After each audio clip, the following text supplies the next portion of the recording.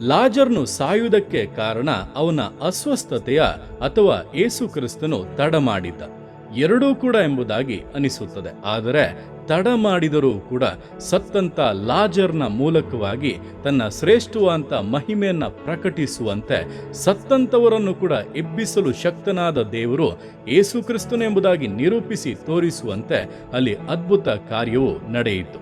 ನಿಮ್ಮ ಜೀವಿತಗಳಲ್ಲಿ ಕೂಡ ಈ ರೀತಿಯಾಗಿ ಎರಡು ವಿಷಯಗಳಿಂದ, ಅಂದರೆ ಲೋಕದಿಂದ ಹಾಗೆ ದೇವರು ಕೆಲವೊಂದು ವಿಷಯಗಳನ್ನು ತಡ ಮಾಡುತ್ತಾ ಇರುವುದರಿಂದ ಕೆಲವೊಂದು ವೇದನೆಗಳಲ್ಲಿ, ನಷ್ಟಗಳಲ್ಲಿ, ದುಃಖಗಳಲ್ಲಿ ನೀವು ಹಾದು ಹೋಗುತ್ತಾ ಇರಬಹುದು. ಆದರೆ ದೇವರು ತಡ ಮಾಡುತ್ತಾ ಇಲ್ಲ, ಶ್ರೇಷ್ಠವಾದ ತನ್ನ ಮಹಿಮೆಯನ್ನ ತೋರ್ಪಡಿಸುವುದಕ್ಕಾಗಿ ಕಾದಿದ್ದಾರೆ. ಆದ್ದರಿಂದ ನಂಬಿಗಸ್ತರಾಗಿ ನಿರೀಕ್ಷಿಸಿ, ಖಂಡಿತವಾಗಿ ಕರ್ತನು ತಕ್ಕ ಸಮಯದಲ್ಲಿ ಪ್ರಕಟವಾಗುತ್ತಾನೆ. ಆತನ ಶಕ್ತಿಯು, ಆತನ ಬಲವು ನಿಮ್ಮ ಜೀವಿತವನ್ನು ವಿಶೇಷವಾಗಿ ಆಶೀರ್ವದಿಸಿ ಉದ್ಧರಿಸಲಿದೆ.